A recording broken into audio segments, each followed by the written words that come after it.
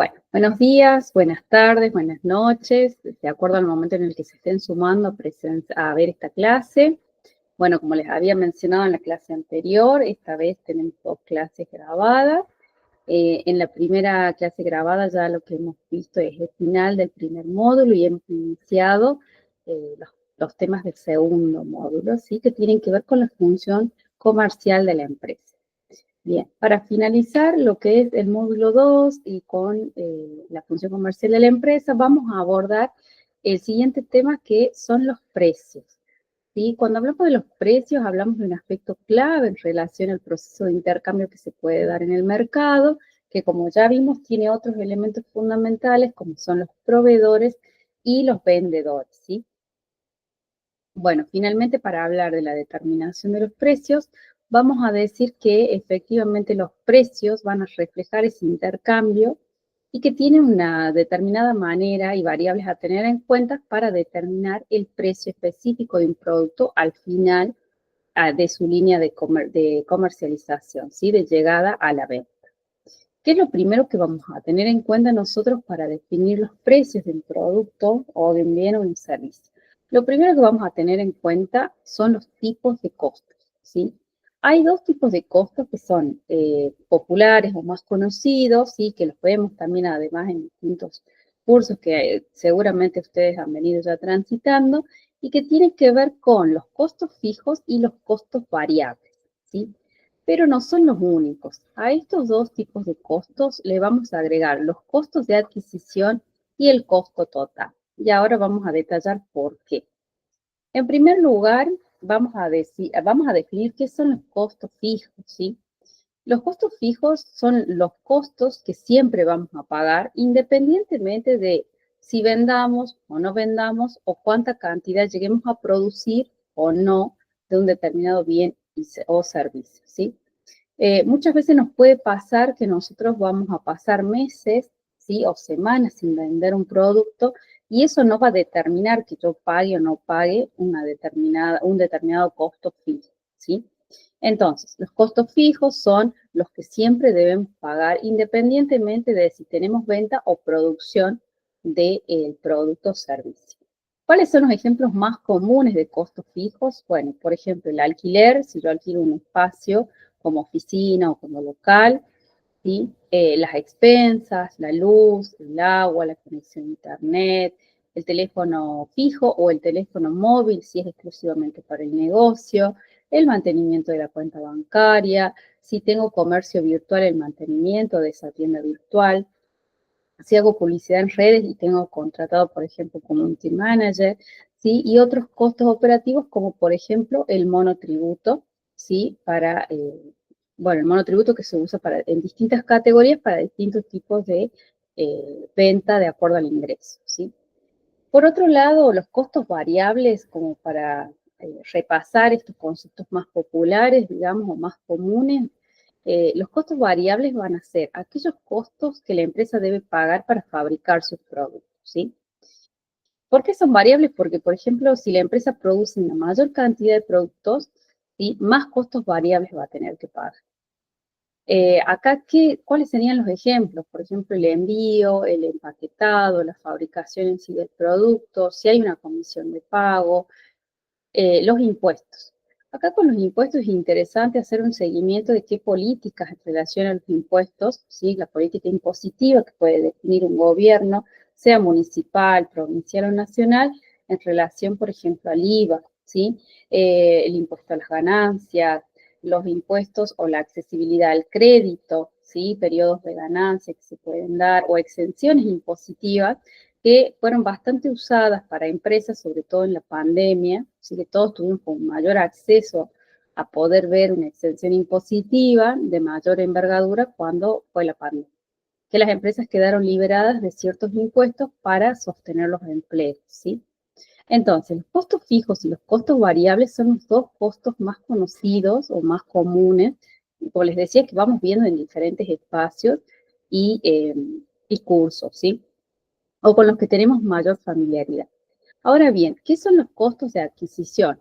Los costos de adquisición son los costos en los que va a tener la necesidad una empresa de cubrir cuando ya compra un producto elaborado. Esto se percibe mucho en la reventa de productos, ¿sí? O cuando compro un producto que va a complementar o completar un producto que yo hago, fabrico o construyo para la venta, ¿sí?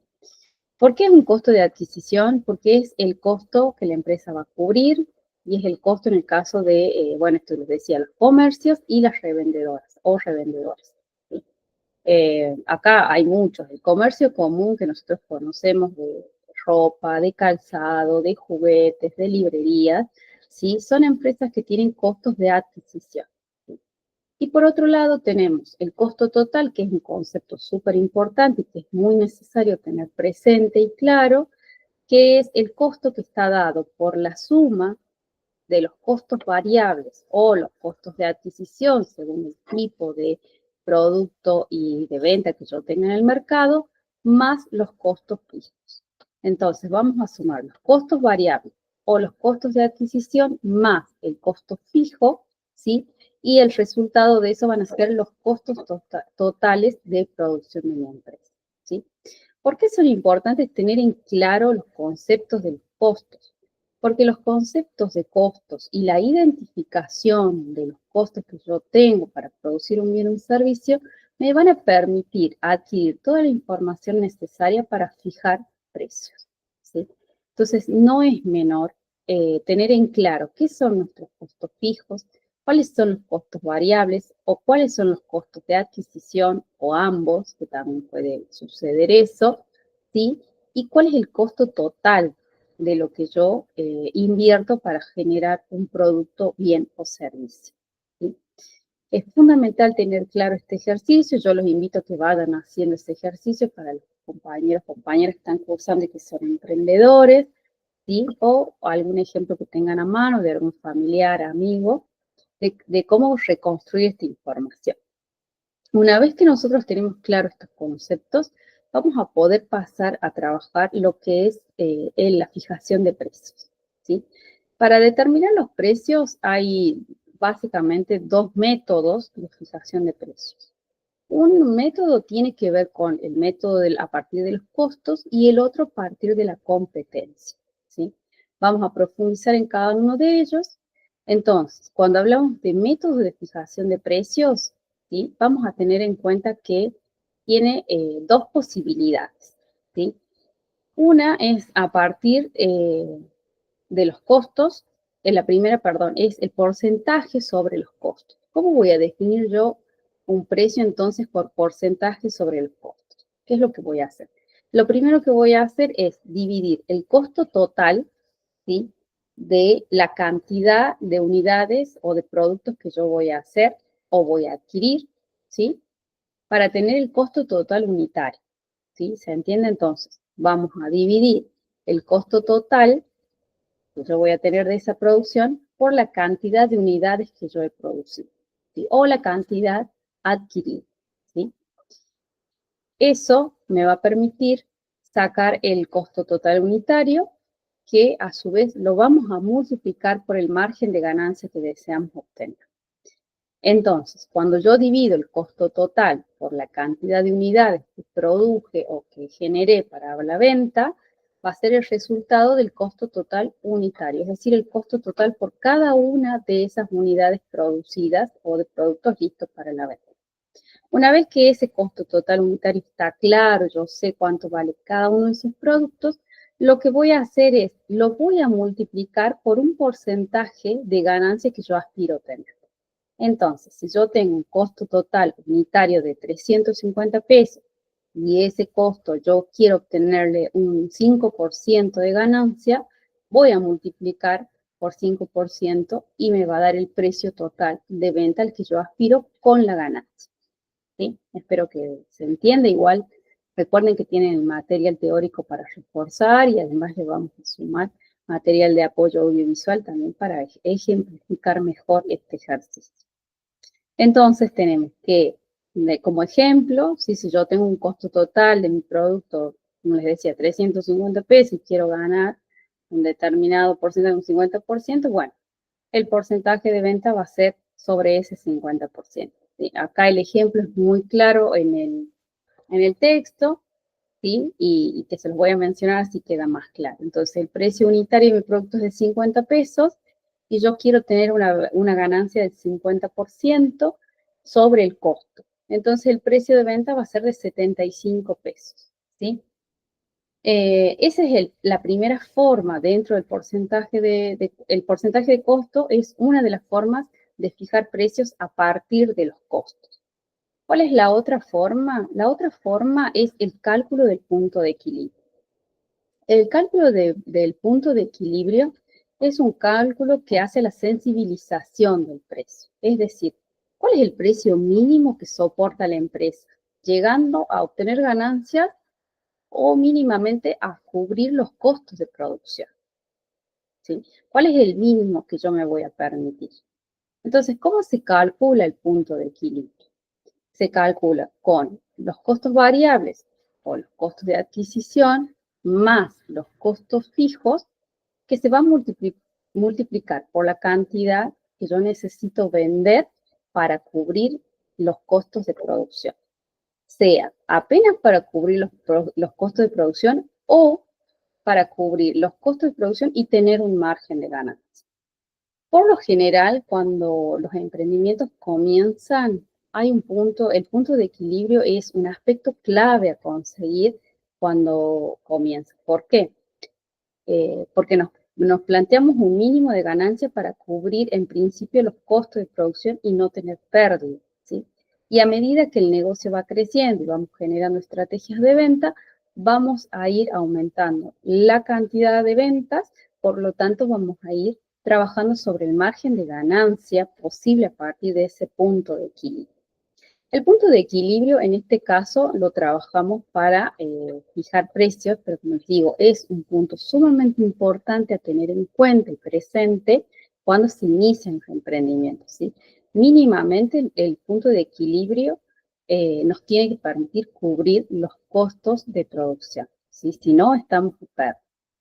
Entonces, para repasar, tenemos en una primera instancia, dentro de los métodos de fijación de precios, la primera es a partir de los costos y dentro de la forma de fijación de precios a partir de costos tenemos dos posibilidades.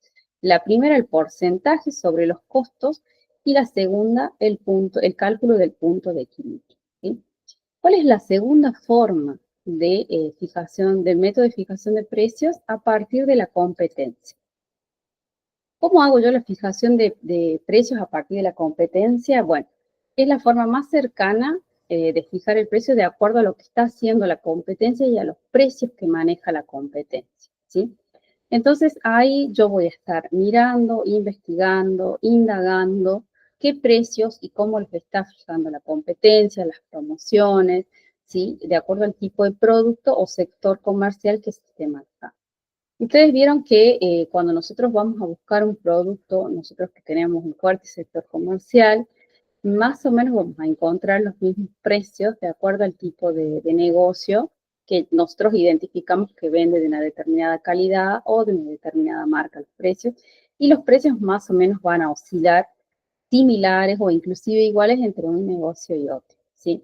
¿Por qué? Porque cuando yo fijo el precio por la competencia, lo que voy a establecer mínimamente es que el precio sea igual, pero sin embargo no debo perder de vista que el precio, aunque sea igual que la competencia, no deje de cubrirme a mí los costos de producción mínimamente, ¿sí?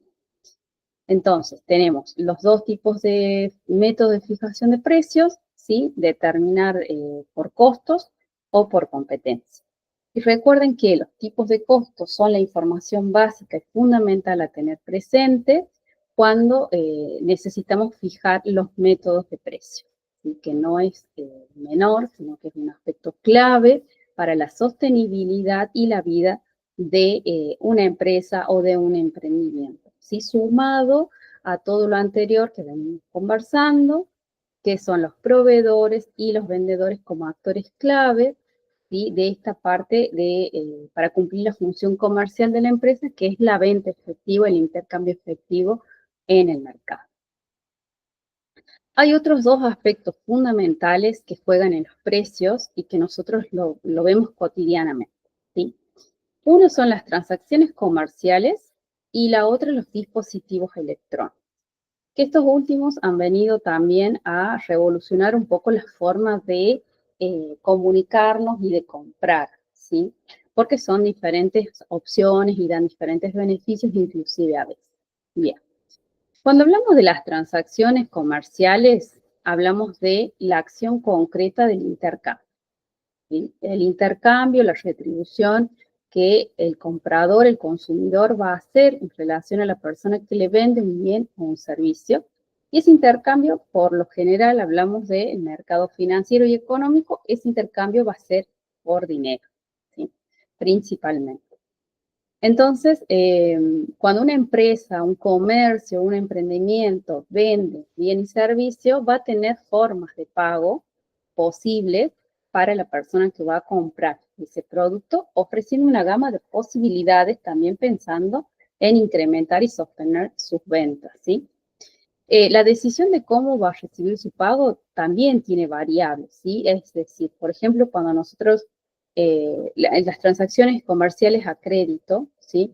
Que los comercios firman una serie de acuerdos con las empresas de tarjetas de crédito, por ejemplo, o los bancos que emiten tarjeta de crédito, bueno, hay un tiempo de demora en el impacto de ese pago en el comercio. Bueno, el comercio tiene que saber, o la empresa tiene que saber, que tiene atrás un respaldo económico que le permita, ¿sí? Tolerar ese tiempo de espera a que le ingrese ese dinero para cubrir distintos costos y gastos, ¿sí?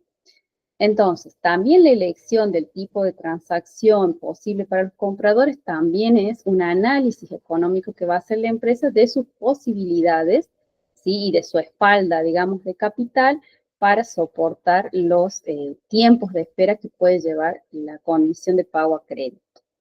La otra condición es en efectivo, ¿sí? Y acá entra la condición del débito también, por ejemplo, ¿sí? La condición de venta o las transacciones en efectivo son las contraprestaciones, ¿sí? Que se hacen en el momento.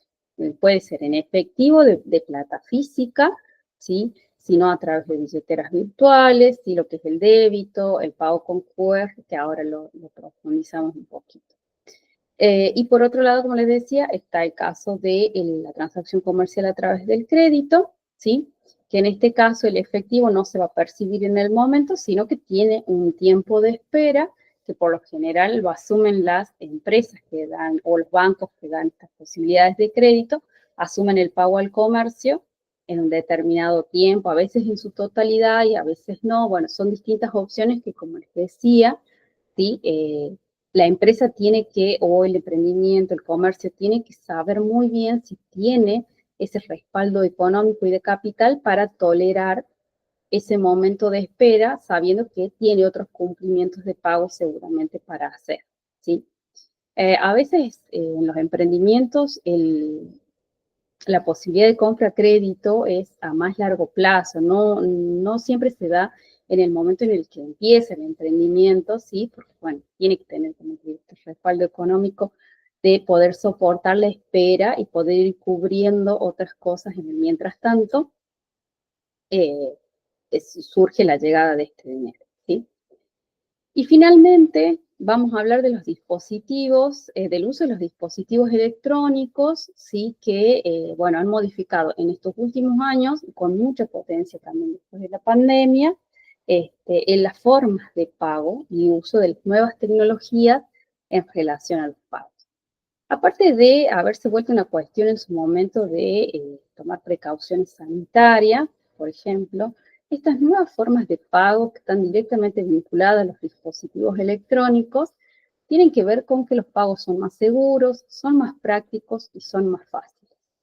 Cuando nosotros pensamos en el diseño de un producto, ¿sí? Pensamos en estas opciones. O sea, nosotros no pensamos solamente en que la persona les resuelva una necesidad, sino que el producto sea seguro, sea fácil, sea práctico y además les resuelva una necesidad a la persona.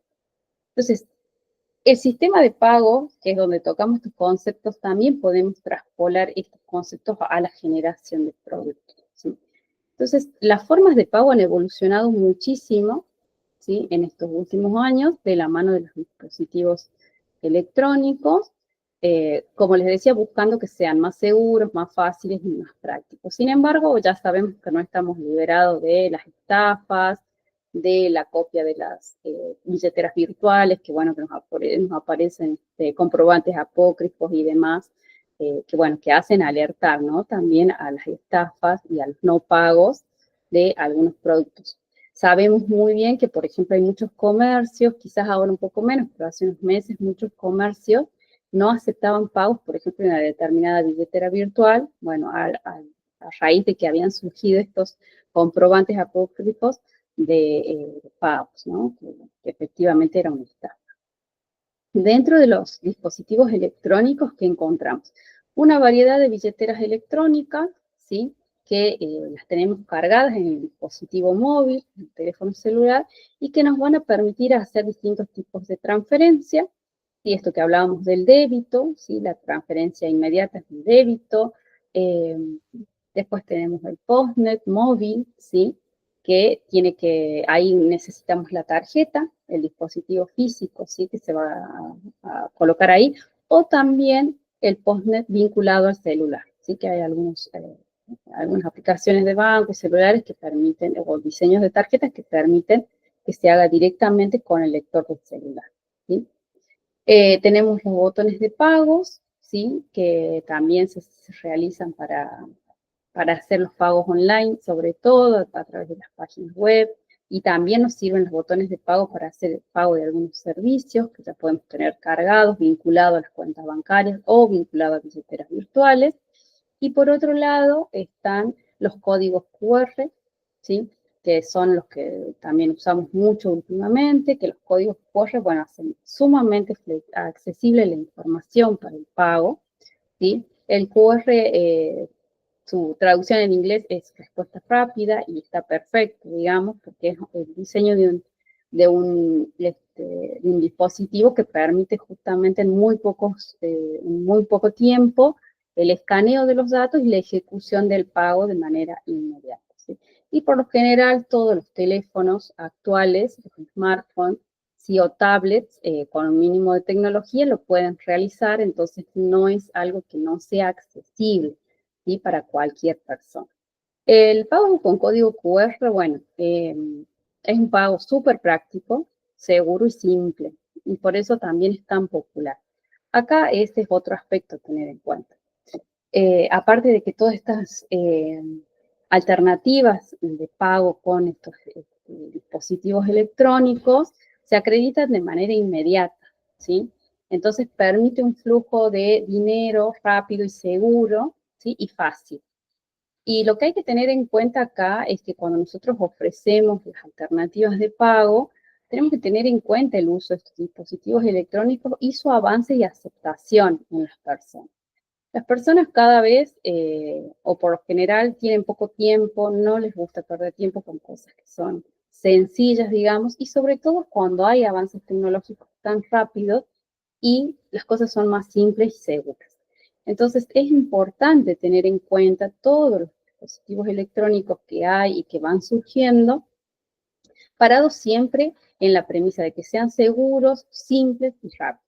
Las personas en el uso de los dispositivos electrónicos buscamos la simpleza, la rapidez y la seguridad, y no nos gusta leer cuando abrimos un dispositivo, una aplicación, sino que es un manejo totalmente intuitivo, ¿sí? Entonces, esto también es necesario conocerlo y tenerlo presente para saber qué opciones podemos brindar de pago, ¿sí? Para que el cliente sepa que cuenta con esas opciones y no se decepcione o no sea un motivo de declinar la compra porque no tenemos un método determinado de pago. Bien. Bueno, hasta acá, con este tema cerramos el módulo 2, que es un módulo cortito, pero sumamente interesante e importante. Los invito a que lean el material teórico que ya está subido en la plataforma, ¿sí? Igual que el trabajo práctico. Recuerden que la asistencia de estas dos clases la vamos a contabilizar a través del registro de su participación en los trabajos prácticos, pero además en la lectura, ¿sí? Que hacen del material y la vista de la clase grabada. Bueno, Nos vamos a encontrar próximamente ya en vivo para sacarnos todas las dudas, que también los invito a registrar las dudas, las consultas, a trabajar con ejemplos que ustedes vean en su vida cotidiana, sea por experiencia en sus emprendimientos, o sea, como de ustedes como compradores, como consumidores, para que podamos reforzar todos estos conceptos que hemos abordado acá. Nos vemos en la próxima clase.